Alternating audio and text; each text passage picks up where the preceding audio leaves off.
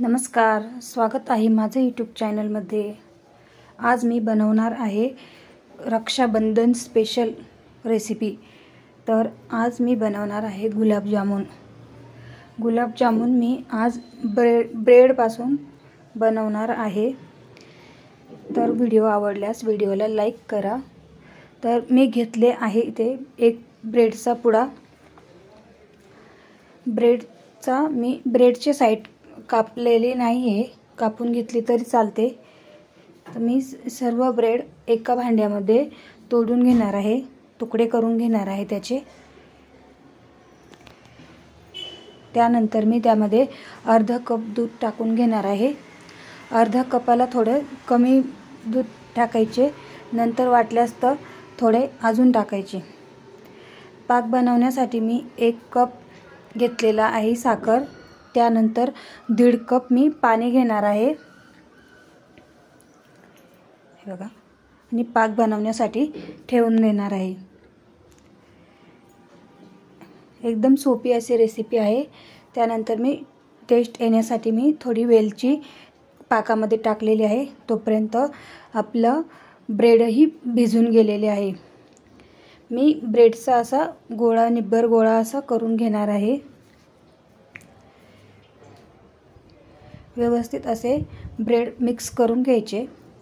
त्यानंतर मी त्यामध्ये टाकले आहे अर्धा कप मिल्क पावडर मी 10 रुपयाच्या 2 पुड्या आणलेल्या होत्या, त्या टाकल्या।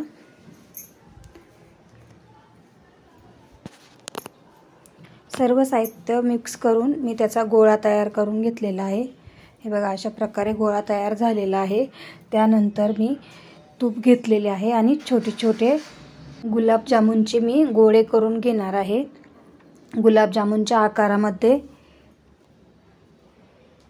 हे बघा, अशा छोटे मी गोळे तयार करून घेतलेले आहे। साधारण ह्या पिठामध्ये 25 ते 30 गुलाबजामुन तयार होतील।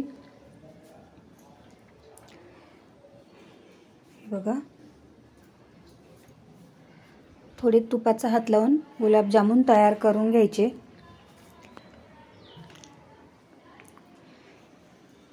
बघा, अशा प्रकारे मी सर्व गुलाबजामुन तयार करून घेतलेले आहे।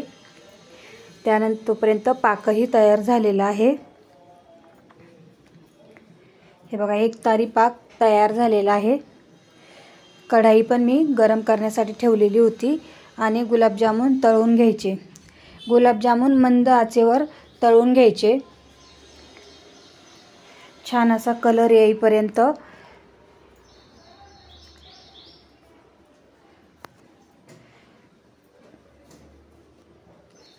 मंद आचेवर मी तळून घेत आहे।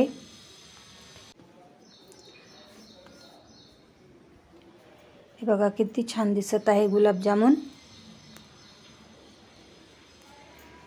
हे बघा, छान असा कलर पण आलेला आहे आणि झालेले आहे गुलाबजामुन तळून। मी आता ते काढून साईडला पाकाचं ठेवलेलं आहे, त्यामध्ये मी टाकून घेणार आहे गरम गरम गुलाबजामुन। हे बघा, साईडला पाक तयार आहे, गरम गरमच काढून टाकले मी त्यामध्ये।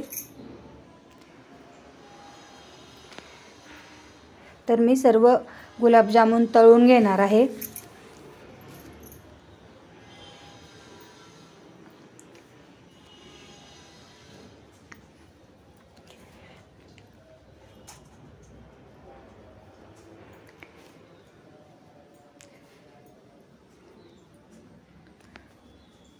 संपूर्ण गुलाबजामुन मी तळून घेतलेले आहे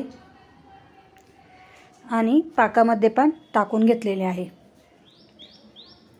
हे बघा, गुलाबजामुनला कलरही छान आलेला आहे आणि पाक पण छान झालेला आहे। नंतरचे गुलाबजामुन पण मी पाकामध्ये टाकून घेतलेले आहे आणि मी गुलाबजामुन 1 ते 2 तासासाठी भिजू देण्यासाठी ठेवणार आहे पाकामध्ये।